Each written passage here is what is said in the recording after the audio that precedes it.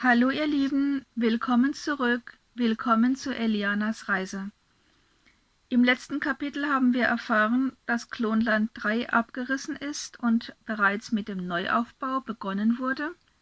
Eliana hat im Zusammenhang mit den Nachrichten über die aktuelle Olympiade ihre Freundin Pola wiedergefunden, die in Ägypten mit einem Prominenten verheiratet ist. Das Weihnachtsfest steht vor der Tür und da Eliana die Bräuche nicht kennt, wird sie von Deborah darin eingewiesen. An dieser Stelle machen wir weiter mit dem nächsten Kapitel.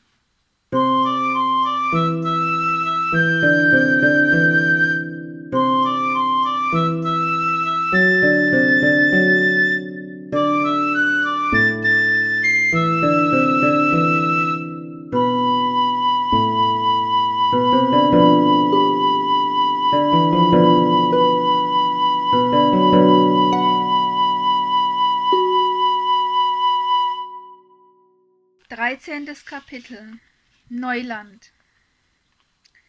Die Sonne verlor mit jedem Tag etwas von ihrer Kraft, und bald schon legte sich ein Nebel über das Land, der nur in den Mittagsstunden die letzten goldenen Sonnenstrahlen auf die Erde durchdringen ließ und der nur wich, wenn dicke, graue Regenwolken den Himmel bedeckten und der Regen in schweren, unermüdlichen Tropfen alles durchnässte, was sich nicht rechtzeitig in Sicherheit gebracht hatte.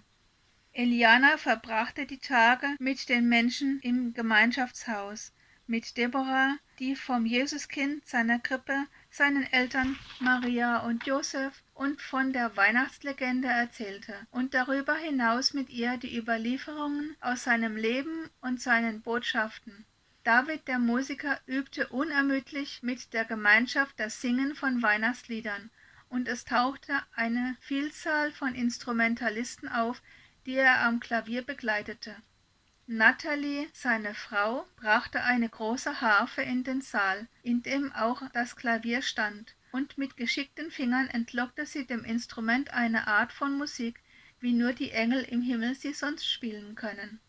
Neben denen verblasse ich mit meinen paar wenigen Akkorden auf der Gitarre, meinte Artie halb frustriert, halb voller Bewunderung, und schloss sich der Gruppe von Sängern an, die an der Darbietung einiger mehrstimmiger Sätze tüftelten.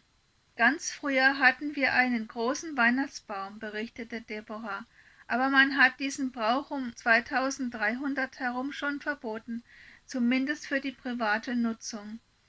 Vor 14 Jahren wurde der Brauch dann ganz abgeschafft. Aber wir haben einen Adventskranz und eine Krippe mit Stroh und den Figuren aus der Legende. Eliana war schon sehr gespannt auf das Fest. Sie bastelte zusammen mit ein paar Gemeinschaftsmitgliedern Sterne und Engelchen aus glitzerndem Papier, um damit später das Haus zu dekorieren. Natalie, Davids Frau, sah oft dabei. Sie war etwa 30 Jahre alt, so wie David auch. Dabei war sie etwas rundlich und tat sich mit dem Laufen schwer. Bald ist es ausgestanden, seufzte sie, als sie sich wieder einmal mit an den Tisch setzte. Wir werden dieses Jahr ein echtes Christkind haben, schmunzelte eine der anderen Frauen, die schon etwas älter war und einige raffinierte Basteltechniken beherrschte. Wie geht das? Fragte Eliana neugierig. Das sagen wir hier so, meinte Natalie und strich sich über den Bauch. Wir werden ein Baby haben. Oh, entfuhr es Eliana. Sie hatte noch nie ein Baby gesehen. Die in der Siedlung waren immer unter strengem Verschluss gewesen. Das wird jetzt schwierig, meinte eine andere der Frauen. Klonland 3 ist aufgelöst, und wenn Sie das Kind hier finden, gibt's eine Runde Knast für alle. Ich weiß, sagte Natalie betrübt. Sie versuchen den Menschen die Liebe zu nehmen und sie zu rein funktionierenden Wesen zu züchten. Warum nehmen Sie nicht einfach Roboter und lassen uns in Ruhe? Das tun Sie ja auch, aber Roboter kosten Geld. Und das verdienen Sie mit... Psst, sagte Natalie, nicht vor dem Mädchen. Sie soll keine Angst vor dem Leben bekommen. Die andere Frau zuckte mit den Achseln. Weiß jemand, wo die Kinder aus Klonland 3 hingekommen sind? Und die Betreuer und Lehrer? Die Wissenschaftler und die Ärzte? Fragte sie zornig. Wenn ihr mich fragt, waren dort im Leben keine Terroristen zugange, sondern es war ein Coup der Obrigkeit. Ich hatte 2 Kinder dort, erzählte Natalie traurig. Ein Junge, der dürfte in Elianas Alter sein, und ein 9-jähriges Mädchen. Nächsten Februar wollte sie ihren Namen eintragen lassen, den sie sich selbst ausgedacht hatte. Eliana überlegte kurz. Vielleicht war deine Tochter bei uns im Mädchenquartier, von denen es 3 in der Siedlung gab. Wie sah sie aus? Kurze blonde Locken, haselnussbraune Augen, ein etwas schüchternes Kind, beschrieb Natalie. Sie hatte einen kleinen braunen Teddybär. Sindra, fiel ihr Eliana ins Wort. Sindra, bestätigte Natalie. Weißt du etwas über sie? Ich habe ihren Teddybär gefunden, sagte Eliana langsam. Es tut mir leid, aber ich weiß gar nichts darüber, was mit irgendjemandem aus der Siedlung geschehen ist. Sie räusperte sich und schluckte. Tote habe ich jedenfalls keine gesehen. Wenigstens ein Trost, wenn auch ein schwacher, bemerkte eine der Frauen. Auf einmal begann die Luft um sie herum zu blinken, und die Frauen sahen sich an. »Schnell, Natalie«, sagte eine hastig. Sie und Natalie standen eilig auf und schritten zur Hintertür des Saals, wobei die Frau Natalie stützte. Sie waren gerade um die Ecke verschwunden, als es an der Tür klopfte. »Nein, lass mich das«, rief eine andere der Frauen aus, aber es war schon zu spät. »Hallo, Broderick«, rief Eliana, als sie die Tür öffnete. Aber draußen stand nicht Broderick. 3 uniformierte Personen, denen man es nicht ansah, ob sie Männer oder Frauen waren, betraten das Foyer und schritten weiter in den Saal, wo die Frauen saßen. Deborah hatte den Alarm vernommen und betrat von der anderen Seite den Raum. »Guten Morgen«, grüßte sie freundlich. »Sie wünschen?« Eliana hatte versucht, sich vorsichtig vom Ort des Geschehens zu entfernen, aber einer der Zivildiener hatte sie bemerkt und hielt sie am Arm fest. »Allgemeine Kontrolle«, sagte eine andere der Personen in Uniform. »Reine Routine.« »Gerne«, sagte Deborah einladend. »Kommen Sie mit.« Einer der Offiziere folgte ihr, die anderen zogen kleine kommiartige Geräte hervor und scannten die ID-Chips der Anwesenden. »Ärmel hoch, Kleine. Bist du denn schon 15?« »Nicht ganz«, presste Eliana zwischen den Zähnen hervor. Lügen würde nichts nützen, gleich hätten sie sowieso ihre Daten, beziehungsweise die Daten ihres Chips. »Schau mal hier, Robin«, sagte der Beamte zu dem anderen. Die Person, die Robin hieß, kam hinzu.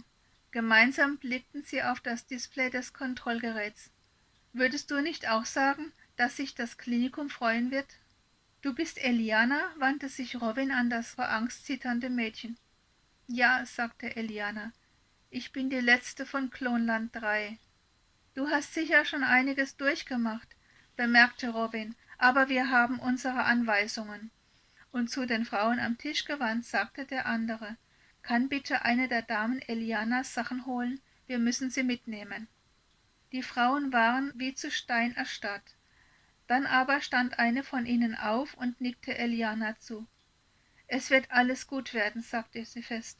»Hab Vertrauen.« Vertrauen in diese korrupte und menschenfeindliche Welt? Vertrauen in eine humanitäre Wüstenei ohne Liebe? Eliana weinte still. Als die Frau Eliana ihren Rucksack brachte, wandten sich die Zivildiener zum Gehen. Der dritte war inzwischen auch von seinem Kontrollgang zurück und berichtete kurz: »Alles Unregistrierte, aber für die Auftraggeber zu alt. Eine Frau lag mit Grippe zu Bett, auf die habe ich verzichtet. Ich habe das Immungen nicht und ich habe keine Lust auf, ihr wisst schon.« »Alles klar«, meinte Robin. »Notieren wir, dass eine Person außer Haus war, und es passt so.« Eliana hatte in der Zwischenzeit ihren Rucksack durchsucht und Sindras Teddy gefunden. »Deborah«, sagte sie, »kannst du Natalie diesen Teddy bitte geben? Ich meine, wenn sie vom Sport zurück ist.« Sie reichte Deborah den Teddy. »Das mache ich gern«, sagte Deborah. Sie faltete die Hände, um Eliana zu signalisieren, dass die Gemeinschaft für sie um Schutz und Segen beten würde. Vor den Offiziellen wollte sie es nicht aussprechen, da sie nie wissen konnte, ob einer von ihnen auf religiöse Gesten und vor allem Worte aggressiv reagieren würde. Grüße Artie und Broderick, sagte Eliana noch, als sie mit den Beamten das Haus verließ. Dann fiel die Tür hinter ihr ins Schloss, und sie war allein mit 3 Zivildienern, von denen sie sich immens fürchtete, viel mehr noch als in der Nacht, als sie in der zerstörten Siedlung aufgewacht war. Damit sind wir am Ende unseres heutigen Kapitels angekommen. Wie es weitergeht, erfahrt ihr nächste Woche, am nächsten Donnerstag. Vielen Dank fürs Zuhören, bleibt gesund, lasst es euch gut gehen und wir sehen uns. Ciao!